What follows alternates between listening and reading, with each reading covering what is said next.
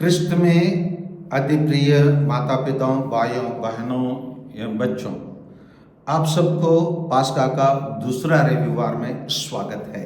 आज दिव्य दया रविवार है, जिसको हम अंग्रेज में कहते हैं डिवाइन मर्सी संडे। इस संडे के पीछे कुछ इतिहास है। वर्ष 1930 के दशक में एक पोलिश नन सेंट फाउस्टीना कोवल्स्का नामक एक रहस्यवादी इस रविवार के लिए एक गवाही के रूप में हमारे लिए दिया गया है। उसके साक्ष्य एक विजन के एक श्रृंखला से आते हैं, जिसमें यीशु ने सभी को आमंत्रित किया, यहाँ तक कि सबसे कठोर पापी उस पर भरोसा करने के लिए, क्योंकि वह व्यक्ति में दिव्य दया है, क्योंकि प्रभु यीशु में दिव्य दया है। दिन में विश्वास के लिए संघर्ष और हमारा मानवीय कमजोरी और पापों के बोझ के स्वीकार करने का एक सुनहरा अवसर प्रभु यीशु देते हैं। यह इतवार प्रभु की दया प्राप्त करने का दिन है।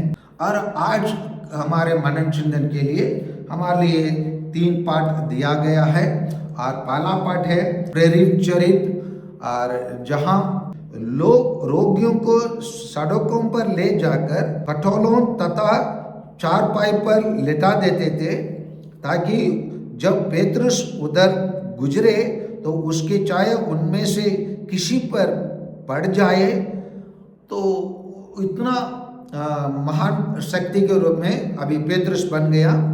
और यरूशलेम के आसपास के नगरों से भी लोग बड़ी संख्या में एकत्र हो जाया करते थे।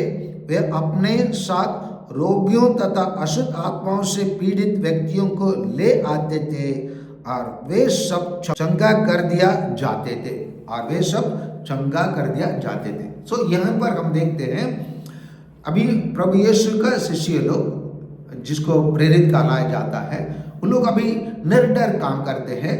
और प्रभु यीशु जैसे कार्य करने में पेतरुस अपने आप को प्रकट कर पाते हैं।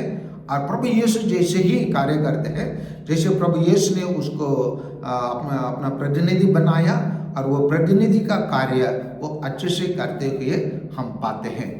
दूसरा पाठ है जो प्रकाशना ग्रंथ से लिया गया है, अध्याय 1 वचन संख्या 9 से 13 और 17 से 19 है। ये इसका सारांश यही है कि अभी प्रेरित लोग और नए विश्वासी लोग थोड़े से तकलीफ को सामना कर रहे हैं। एक तो राजा नीरो और डमेशियन, ये दोनों लोग कलीसिया को सता रहे थे, और इसीलिए प्रभु यीशु योहन प्रेरित को एक दर्शन देके उनको उस संकट के समय पर कैसे सामना करना है और बताते हैं। उनको ये बताते हैं, जीवन के स्रोत मैं हूँ, मैं मर गया था और देखो मैं अनंत काल तक जीवित रहूंगा, मृत्यु और आलोक की कुंज मेरे पास है बोलकर प्रभु यीशु उस दर्शन में उनको सांत्वना देते हैं, प्रोत्साहन देते हैं, और कैसे दुख तकलीफ को सामना करना बताते हैं। और तीसरा पाठ यही है, प्रभु यीशु 2 बार अपने शिष्यों को दर्शन देते हैं। संत योहन के सुसमाचार अध्याय 20 19 से 31 में यहाँ पहले अपने शिष्यों को दर्शन देते हैं जब वहाँ थॉमस नहीं थे। यहाँ कहा जाता है, उसी दिन अर्थात सप्ताह के प्रथम दिन संध्या समय जब शिष्य यहूदियों के भय से द्वार बंद किए एकत्र थे, ईसा उनके बीच आकर खड़े हो गए और उन्होंने शिष्यों से कहा, तुम्हें शांति मिले।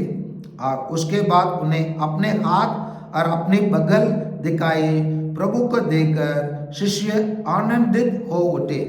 ये 2 चीज प्रभु यीशु जब इस धरती में थे, प्रभु यीशु उनके शिष्यों को संत योहन के सुसमाचार 14:27 में उनसे कहा था, मैं तुम्हारे लिए शांति छोड़ जाता हूँ, अपनी शांति तुम्हें प्रदान करता हूँ। वह संसार की शांति जैसे नहीं है, तो प्रभु यीशु ने बताया, और उसी शांति को अभी प्रभु यीशु यहाँ 3 बार अपने शिष्यों को बताते हैं।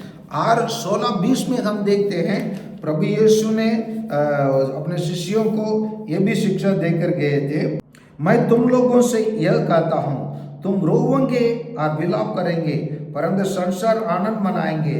तुम शोक करेंगे, किंतु तुम्हारा शोक आनंद बन जाएगा। चलिए हम यहाँ पर देखते हैं, प्रभु को देखकर शिष्य आनंदित हो उठा। पहले क्या थे? वो लोग विलाप कर रहे थे, वो लोग दुखित थे, 4 दीवार के अंदर भयभीत होकर पड़े रहे। लेकिन प्रभु यीशु को देखने के बाद वो लोग आनंदित हुए और उनके लिए शांति मिला। और दुनिया जो शांति प्रदान करता है वैसे नहीं है, एकदम अच्छे शांति को प्रभु यीशु प्रदान करते हैं। हम आगे देखते हैं, प्रभु यीशु उनसे कहा, तुम्हें शांति मिले, जिस प्रकार पिता ने मुझे भेजा है उसी प्रकार मैं तुम्हें भेजता हूं बोलकर प्रभु यीशु सुसमाचार प्रचार करने के कार्य को भी शुरू करते हैं। और भी कहा, इन शब्दों के बाद ईसा ने उन पर फूंक कर कहा, पवित्र आत्मा को ग्रहण करो।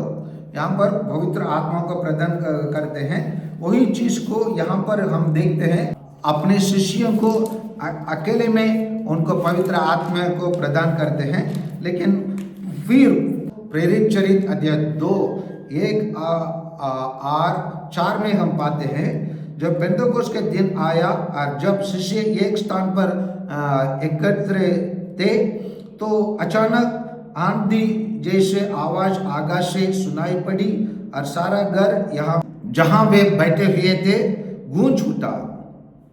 और हम लोग देखते वे सब पवित्र आत्मा से परिपूर्ण हो गए और पवित्र आत्मा द्वारा प्रदान वरदान के अनुसार भिन्न भिन्न भाषाएं बोलने लगे। इसी प्रकार हम देखते हैं पवित्र आत्मा एक समय केवल शिष्यों के लिए आए, एक समय सभी नया विश्वासीगण के लिए आते हैं। और आगे हम देखते हैं प्रभु यीशु पाप स्वीकार संस्कार के बारे में भी कुछ बताते हैं।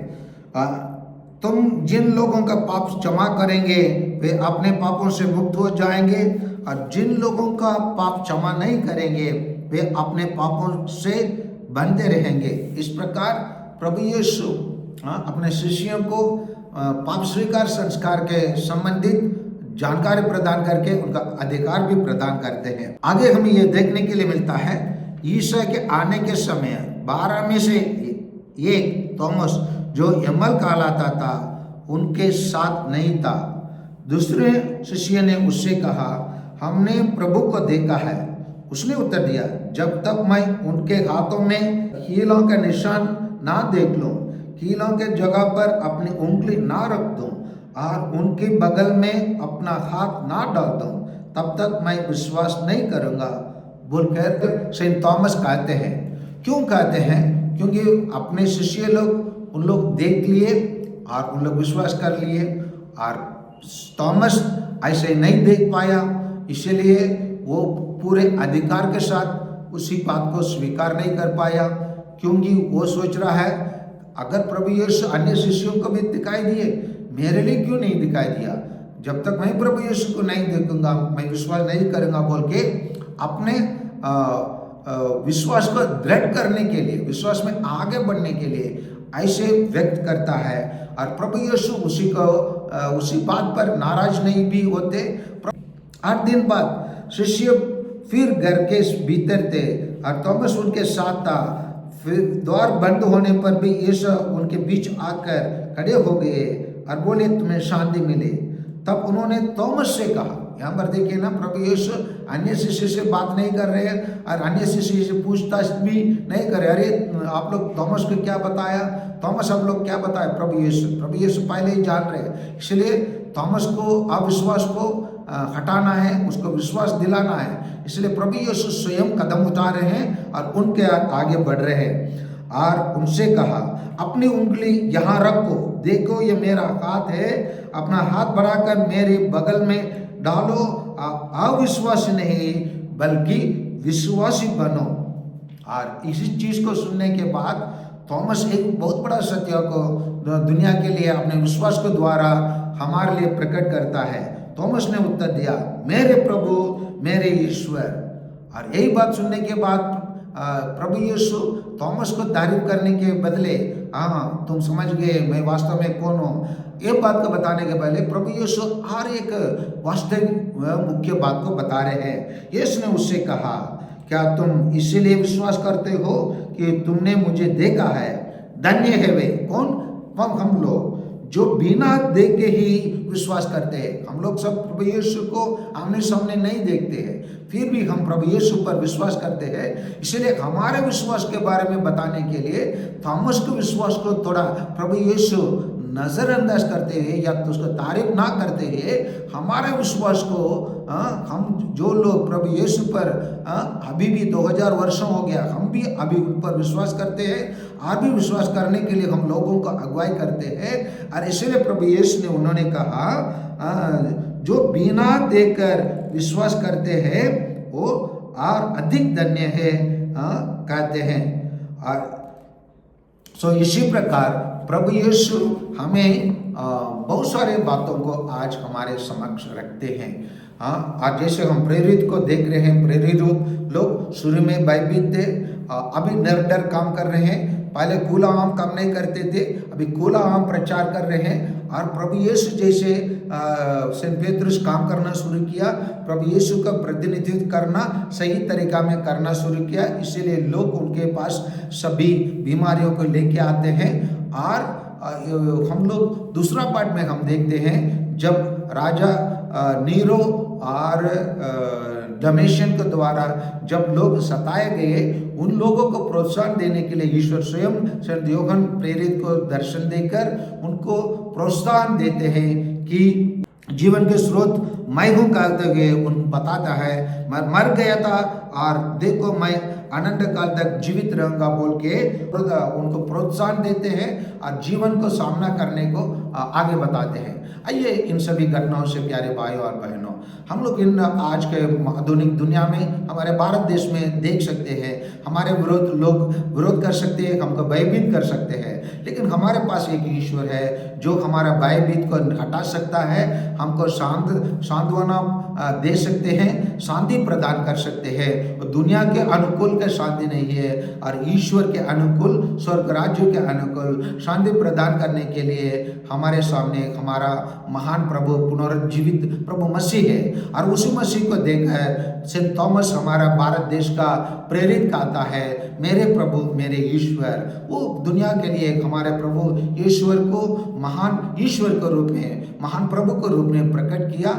उसी प्रकट करने का कार्य को हम सबको करने के लिए प्रभु यीशु आदेश देता है, जैसे ईश्वर ने मुझे भेजा है वैसे मैं आप लोगों को भेज रहा हूँ, जैसे पिता ने मुझे भेजा है वैसे मैं तुम लोग को भेज रहा बोलकर ईश्वर हमको आदेश देते हैं और पवित्र आत्मा को प्रदान करते हैं और पाप क्षमा करने का शक्ति प्रदान करते हैं। आइए इन सभी के द्वारा हम अपने विश्वास में दृढ़ रहें और अन्य लोगों को भी अगुवाई करें प्रभु यीशु पर विश्वास करने के लिए, और प्रभु यीशु को मेरे प्रभु और मेरे ईश्वर को बोलकर ग्रहण करने के लिए, उनको स्वीकार करने के लिए आइए उनका बुलावा दे। आमीन।